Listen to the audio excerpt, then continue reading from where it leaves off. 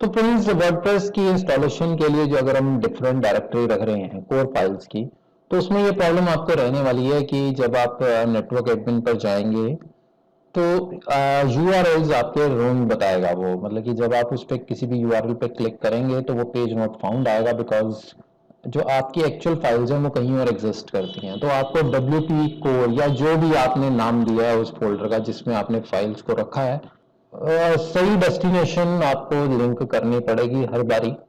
खैर, फिलहाल के लिए आपके लिए प्रोसेस को सिंपल करने के लिए मैं फिलहाल वापस से वर्डप्रेस की इंस्टॉलेशन फाइल्स को मूव कर रहा हूं मेन डायरेक्टरी में।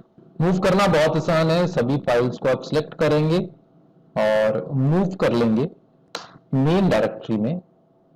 मैंने जस्ट मेन डायरेक्टरी का लिंक सेलेक्ट किया है और वहां पर उसको मूव कर दिया है। राइट, अब यहां पर आ गई हैं। लेकिन अभी ये काम करना एकदम से शुरू नहीं करेंगे, बिकॉज हमें डाटाबेस में यानी जो हमारी सेटिंग्स है उसमें भी इन वैल्यूज को चेंज करना होगा। मैंने प्रोसेस उल्टा किया है, आप किसी भी तरह से कर सकते हैं। नॉर्मली हम सेटिंग्स में जाकर पहले इंस्टॉलेशन डायरेक्टरी चेंज कर लेते हैं और उसके बाद हम डाटा को मूव करते हैं, लेकिन अब मैंने डाटा को पहले मूव कर लिया है। तो अब आप देखें कि नेटवर्क एडमिन में अगर मैं जैसे कहीं पे भी क्लिक करता हूं, जैसे साइट्स में मैं गया, तो yes these links are working, लेकिन अब ये वाले जो लिंक्स है ना, ये वाले काम करने बंद कर जाएंगे। जैसे आप देख रहे हैं वर्डप्रेस ट्रेनिंग डैशबोर्ड, डैशबोर्ड में मैं क्लिक करता हूं तो अब ये पेज नॉट फाउंड आ रहा है। क्यों? क्योंकि ये वाली फोल्डर एग्जिस्ट नहीं कर रही है, -/wp core/wp admin एग्जिस्ट नहीं कर रहा है। इस सिचुएशन को वापस से सॉल्व करने के लिए डाटाबेस में जाएंगे और आपके अपने डाटाबेस में जो ऑप्शंस नाम की टेबल है उसको जाके आप मॉडिफाई करेंगे। ऑप्शंस टेबल में आप ये देखें, ये है आपकी राइट डायरेक्टरी, मैंने इसको रीनेम कर दिया है। ठीक है, दोनों डायरेक्टरीज अब सेम कर दी हैं मैंने। अब ये वाली डायरेक्टरी काम कर जाएगी। जस्ट अ मिनट, मैं इसको वापस से इस टाइप से कर रहा हूँ। ठीक है, तो यस, अब नेटवर्क एडमिन वाली डायरेक्टरी भी काम कर रही है और ये वाली भी बिल्कुल सही पॉइंटेड है। लेकिन अब आपका जो HT-access है उसमें भी कुछ चेंज आपको करना पड़ेगा। नेटवर्क एडमिन में सेटिंग्स में जाएंगे, HT-access आपका चेंज हो गया है क्योंकि आपने डाटाबेस में जाके वैल्यूज को चेंज किया है। This is going to be HT-access। पहले वाले HT-access और अब वाले HT-access में एक छोटा सा डिफरेंस आया है। पहले HT-access में आप देखें लास्ट सेकंड लाइन में WP core लिखा हुआ था, यानी उस पर्टिकुलर डायरेक्टरी का लिंक लगा हुआ था। ये मैंडेटरी स्टेप है। HT-access अगर आप सही नहीं करेंगे तो URLs आपके काम नहीं करेंगे, परमालिंक्स आपके काम नहीं करेंगे, वो प्रॉब्लम आपको 100% रहेगी कहीं ना कहीं। ठीक है, so this is the mandatory step, आप इसको करेंगे। ये आपने HT-access में अगर आपने जाके अपडेट कर दी है, then everything is working fine. हाँ, उसके बाद अब कुछ जरूरी चीजें हैं। देखिए, वैसे तो मल्टी साइट एनवायरनमेंट में एज सच लर्निंग का कुछ नहीं है कि नॉर्मल वर्डप्रेस से ज्यादा डिफरेंस नहीं है। कुछ चीजें डिफरेंट है, वो मैं आपको बता देता हूं। जैसे जो नेटवर्क एडमिन है, नेटवर्क एडमिन में आप सभी साइट्स को एक साथ मैनेज कर सकते हैं। आप ऑल साइट्स में जाते हैं, वहां जाकर आप न्यू साइट क्रिएट करते हैं। ठीक है, तो एड न्यू साइट में जाएंगे और आप ये देखेंगे ये डोमेन नेम आप यहां पर डाल सकते हैं। मान लीजिए मैं यहां पर रखता हूं site1.aimsgraphics.in। आप डिफरेंट वेबसाइट के डिफरेंट एडमिन ईमेल्स डाल सकते हैं और सेम भी रख सकते हैं, जरूरी नहीं है कि सबकी आपने अलग रखनी है। Now this site has been created, आप इसके पर्टिकुलर इस वेबसाइट के यानी site1.aimsgraphics.in के WP एडमिन पर जा सकते हैं। अभी एक स्टेप और बाकी है जो कि बहुत इंपॉर्टेंट है। site1.aimsgraphics.in आपके सी पैनल में एग्जिस्ट नहीं करता है। जब आप मल्टी साइट एनवायरनमेंट एनेबल करते हैं और सब डोमेन के साथ एनेबल करते हैं, तब आपको एक सब डोमेन क्रिएट करना होता है, that is wild card. Wild card stands for कि जितने भी सब डोमेन्स हैं वो सब एक पर्टिकुलर डायरेक्टरी पर पॉइंट हो जाएं। वो डायरेक्टरी कौन सा है, aimsgraphics.in, ठीक है। स्टार लगाएंगे आप, ये मैंडेटरी स्टेप है।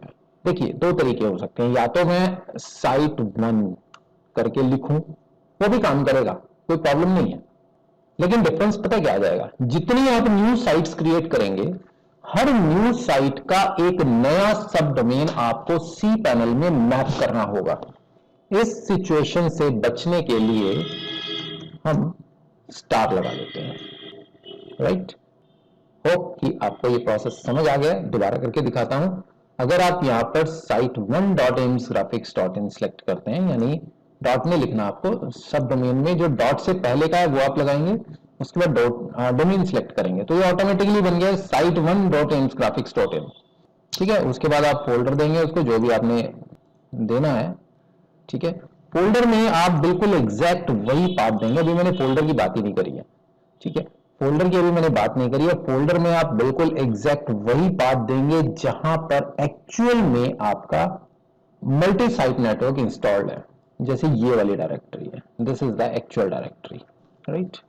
ये एग्जिस्ट कर रही है एग्जैक्टली। अगर डायरेक्टरी एग्जिस्ट करती है तो नीचे वो येलो कलर से हाईलाइट हो जाती है, अपने को जस्ट सिंपली वहां से सिलेक्ट भी कर सकते हैं। कुछ अधूरा नाम हम डालते हैं तो भी नॉर्मली सी पैनल हमें सजेशंस देता है और वहां से हम सिलेक्ट कर सकते हैं। लेकिन अगर मैंने साइट 1 डाला है यहां पर, तो मेरे साथ एक प्रॉब्लम हर बारी रहने वाली है। जब जब मैं न्यू वेबसाइट क्रिएट करूंगा, साइट 1 बनाई, साइट 2 बनाई, साइट 3 बनाई, साइट 4 बनाई, हर सब न्यू साइट को मुझे अलग से लिस्ट करना पड़ेगा। बजाय इसके मैं एक वाइल्ड कार्ड बनाता हूं। वाइल्ड कार्ड होता है ऑल सब डोमेन्स, यानी aimsgraphics.in से पहले कुछ भी लग जाए, ABCDEFG जो मर्जी लग जाए, that will automatically map to this directory, understand। तो हमें यही करना है। पाथ आप सही लेंगे, गलत नहीं लेंगे, इस चीज का आपको ध्यान रखना है। सही डायरेक्ट डेस्टिनेशन आप लेंगे और उसके बाद इसको क्रिएट कर देंगे। नाउ दिस सब domain is created.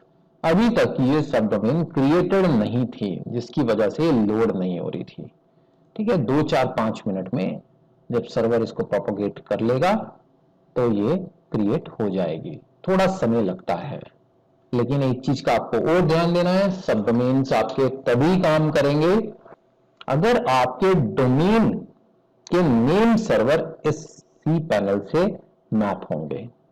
A record लगा है तो सब डोमेन काम नहीं करेगा, क्योंकि ए रिकॉर्ड या सी नेम रिकॉर्ड अगर आप लगाते हैं अपने डोमेन पर, तो सिर्फ वही पर्टिकुलर डोमेन ही मैप होता है, ना कि उसके सब डोमेन। तो नेम सर्वर अगर पॉइंटेड हैं आपके सी पैनल पर, तब आपके सब डोमेन काम करेंगे। इमीडिएट रिस्पॉन्स नहीं आता है, थोड़ा टाइम लग जाता है, 2, 4, 5 मिनट कई बार लग जाते हैं। यस, अब ये हमारा एक्टिवेट हो गया है। SSL एक्टिवेट नहीं है, इसलिए एरर आ रहा है। रिस्क हम एक्सेप्ट कर लेते हैं। Now there is one more error, this page does not exist, please check the URL and go back to our page। एक बार फिर से चेक करते हैं कि क्या ये सब डोमेन काम करना स्टार्ट करी है। नहीं, अभी तक 404 एरर आ रहा है, यानी पेज नॉट फाउंड एरर आ रहा है। तो क्या है, थोड़ी देर वेट कर लेते हैं, प्रोसेस यही होने वाला है और इसमें आपकी वेबसाइट चल जाएगी। अभी बात कर लेते हैं हम प्लगइन्स और थीम्स की। यहाँ पर एक चीज ध्यान देने वाली ये है कि आपका कोई भी प्लगइन या थीम आपकी इंडिविजुअल वेबसाइट से जाके एक्टिवेट नहीं होगा। अलग अलग साइट के डैशबोर्ड्स पे जाने के लिए आप सिंपली ऑल साइट्स पे जाएंगे और जिस वेबसाइट के डैशबोर्ड पर जाना है उसके डैशबोर्ड पर जाएंगे। प्लगइन आपको नेटवर्क एडमिन में जाके इंस्टॉल करना होगा। अलग अलग वेबसाइट के डैशबोर्ड पे प्लगइन या थीम इंस्टॉल नहीं होते। प्लगइन आपको यहां से जाके इंस्टॉल करना होगा अलग से।